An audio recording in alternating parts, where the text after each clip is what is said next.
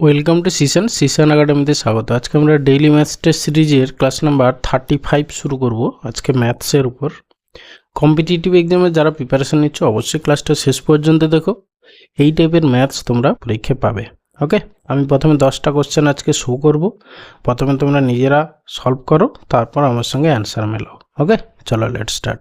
দেখো, first question তোমার এটা আছে, সেকেন্ড কোশ্চেন এটা আছে, third question, fourth question, fifth question, sixth question, seventh question,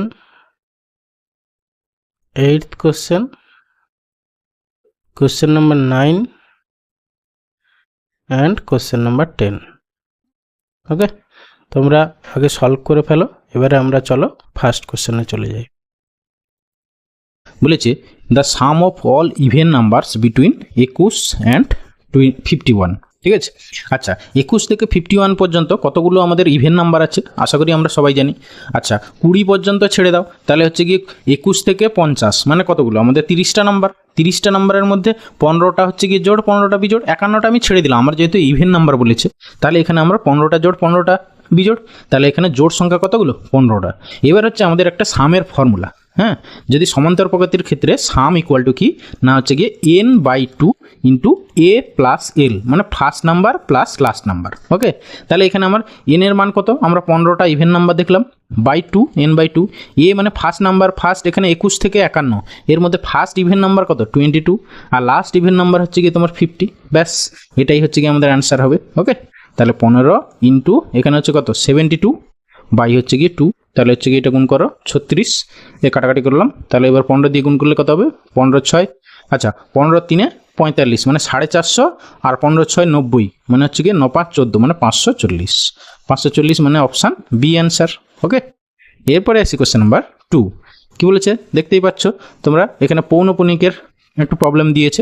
just সবগুলোর ক্ষেত্রে দেখো, এখানে হচ্ছে পয়েন্টের পরে দু ঘরে দুটোর উপরে বার আছে, মানে হচ্ছে গিয়ে পৌনপুণিক হবে, এটারও সেম এটারও সেম। তাহলে এইগুলোকে আমরা এরকম করে লিখতে পারি। ঠিক আছে, এটাকে দেখো আমি এরকম করে লিখতে পারি, প্রথম নাম্বারটাকে 3 + 36 বাই হচ্ছে গিয়ে 99 লেখা যাবে। দ্বিতীয় নাম্বারটা কি লেখা যাবে 1 + 33 বাই হচ্ছে গিয়ে 99। ঠিক আছে, থার্ড নাম্বারটা কি হবে 2 - 2, এটাও মাইনাস হবে, 5 বাই হচ্ছে গিয়ে 99। ব্যাস, এদিকে হচ্ছে কি আমার ইয়ে মানে যেগুলো ইন্টিজার সেগুলোকে ক্যালকুলেশন করে নিই। 3 × 4 - 2 মানে হচ্ছে কি 2 হয়ে গেল, প্লাস এবারে 99 দেখো ওই তিনটের এলসিএম হয়ে যাবে, 99 হয়ে গেল। কত হচ্ছে গিয়ে তোমার 36 আর 33 যোগ করে তার থেকে 5 বাদ দিয়ে দাও। ঠিক আছে, প্রথমে এই 36 থেকে 5 বাদ দিয়ে দাও, মানে কত হলো 31। 31 আর 33 যোগ করো। ঠিক আছে, 31 দিয়ে 62, আর এখানে হচ্ছে গিয়ে 2 63 64, তাহলে 64 বাই হচ্ছে 99। তাহলে আমরা একে কি লিখতে পারি 2.64, তার উপরে পৌনপুণিক। ব্যাস, দেখি 2.6 হ্যাঁ আছে, তাহলে অপশান ডি অ্যান্সার। ওকে, এটা অন্যভাবেও করা যায় আমরা জানি, কিন্তু এই প্রসেসটা আমি মনে করি সবচেয়ে ইজি ওয়ে। ওকে, এরপরে আসি কোশ্চেন নাম্বার 3। বলছে the simplified form of this, just simplify করো। একটু আগে আমরা যেরকম বললাম, ধরো সাপোজ 2 × 1/3, একে কি লিখতে পারি 2 + 1/3। ঠিক আছে, সিমিলারলি একইভাবে এই নাম্বারগুলোকে আমরা সেইভাবেই লিখবো। ঠিক আছে, তাহলে যদি আমি ওইভাবে লিখি, তাহলে দেখো কতগুলো আছে নাম্বার, তাহলে হচ্ছে কি টোটাল 1 2 3 4 5 6 আছে, 6টা আছে। তাহলে তোমার 6টা 999 হবে প্রথমে, তাহলে ইকুয়াল টু কী হবে 999 ইন্টু হচ্ছে গিয়ে 6 প্লাস বাকিগুলো দেখো 1 এর 7 2 এর 7 3 এর 7 4 এর 7 5 এর 7 6 এর 7, তাহলে সবগুলোর এলসিএম হচ্ছে গিয়ে 7। 1 থেকে 6 পর্যন্ত যোগফল। ঠিক আছে, মানে 1 + 2 প্লাস আপ টু +6। এবার এইটাকে আমরা সিম্পলিফাই করি। আচ্ছা, এই 999কে গুণ করা। ঠিক আছে, 6 9 54, 4 6 9 54, আর হচ্ছে গিয়ে 5 মানে হচ্ছে গিয়ে 59, 9 6 54, 4 হাতে 5, 9 6 54 আর 5 হ্যাঁ 59 এর 9 হাতে 5 আবার জন্য আবার হচ্ছে গিয়ে তোমার 59, এটা হয়ে গেল। প্লাস এদিকে দেখো উপরে 1 থেকে 6 পর্যন্ত সংখ্যা যোগফল কি, আমরা যে কোনো 1 থেকে 6 পর্যন্ত সংখ্যা n × n + 1 বা একটু আগে আমরা একটা সাম করলাম n/2 × a + l। ঠিক আছে, আচ্ছা 1 এর 7 আমি আলাদা রেখে দিলাম, ইন্টু n/2 মানে 6টা, 6/2 ইন্টু a + l মানে ফার্স্ট নাম্বার 1 আর লাস্ট নাম্বার হচ্ছে গিয়ে 7, তাহলে ইন্টু a + l মানে হচ্ছে 1 + 6।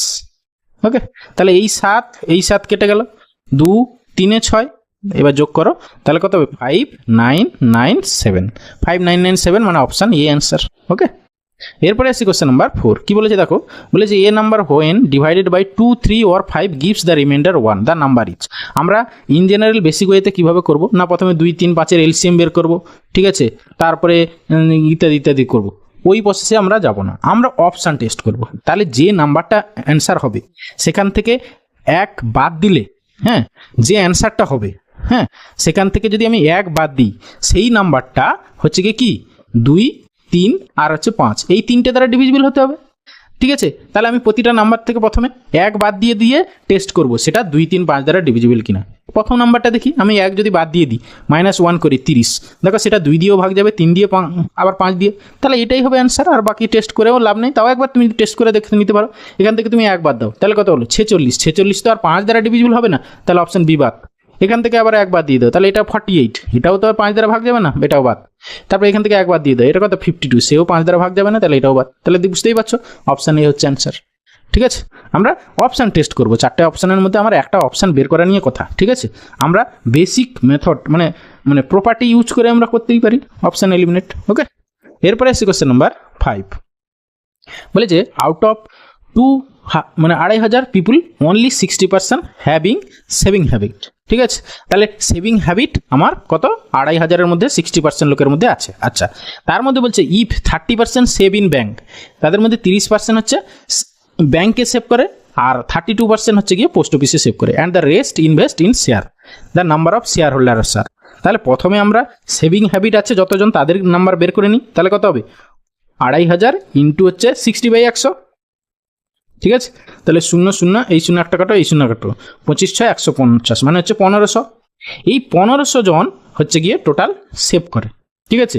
এদের মধ্যে হচ্ছে গিয়ে 30% হচ্ছে গিয়ে ব্যাংকে, প্লাস হচ্ছে 32% হচ্ছে গিয়ে পোস্ট অফিসে। তাহলে শেয়ার মার্কেটে কত না 100 থেকে এদের যোগফল বাদ দিয়ে দাও, 30 + 32, ঠিক আছে। তাহলে হচ্ছে গিয়ে তোমার 62, মানে আলটিমেটলি 38%। এই 38% হচ্ছে গিয়ে তারা শেয়ার হোল্ডার। তাহলে 1500 38%, সেটা বের করে নাও, যা হবে সেটাই হচ্ছে অ্যান্সার, 38/100, ঠিক আছে। 0, 0 কেটে দাও, 0, 0 কেটে দাও, 15 দিয়ে গুণ করে নাও, 15 × 120, 0 হাতে হচ্ছে গিয়ে 12, 15 × 3 = 45, আর 12 মানে 47, 57 মানে 570, মানে অপশান বি অ্যান্সার, ওকে। এরপরে এসে কোশ্চেন নাম্বার 6, কি বলেছে এ ব্যাগ কন্টেন্টস ₹1 50 পয়সা 25 পয়সা coins in the ratio this, ঠিক আছে, মানে নাম্বার রেশিও দেওয়া আছে। If the total amount this the number of 25 পয়সা কয়েন্স। আচ্ছা, আমার এখানে কি দেওয়া আছে number ratio NR equal to কত দেওয়া আছে 5:6:8, ওকে। এখান থেকে আমরা ভ্যালু রেশিওতে বা ভ্যালুতে কনভার্ট করি। এই হচ্ছে গিয়ে যদি নাম্বার রেশিও থাকে তাহলে ভ্যালু ইকুয়াল টু কী হবে, ঠিক আছে। তাহলে হচ্ছে গিয়ে এটা হচ্ছে গিয়ে তুমি যখনই নাম্বার থেকে ভ্যালুতে আসবো ভাগ করবো, ঠিক আছে। তাহলে 5টা যদি আমার 1 টাকার কয়েন হয় তাহলে ক টাকা হবে, একটা করে 1 টাকা, তাহলে 5/1। এবার যদি 6টা 50 পয়সা হয় তাহলে ক টাকা, তাহলে 6/2, দুটো 50 পয়সা 1 টাকা।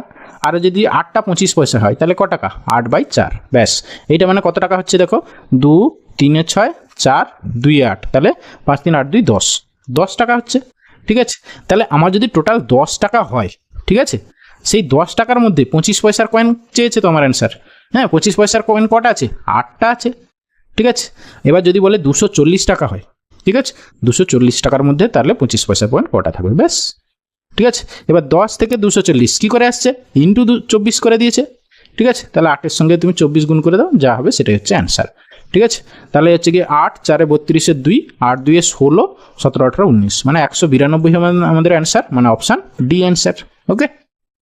এরপরে আসি কোশ্চেন নাম্বার 7, বলেছে দ্য এভারেজ অফ দিস, এই নাম্বারগুলোর এভারেজ। আগে এর যোগফল বের করে নিই, তারপরে তাকে নাম্বার অফ এলিমেন্টস দিয়ে ভাগ করে দেবো। এখানে কটা এলিমেন্ট আছে 10টা, তাহলে যখনই এভারেজ বের করবো আমরা বাই হচ্ছে গিয়ে 10 হয়ে যাবে।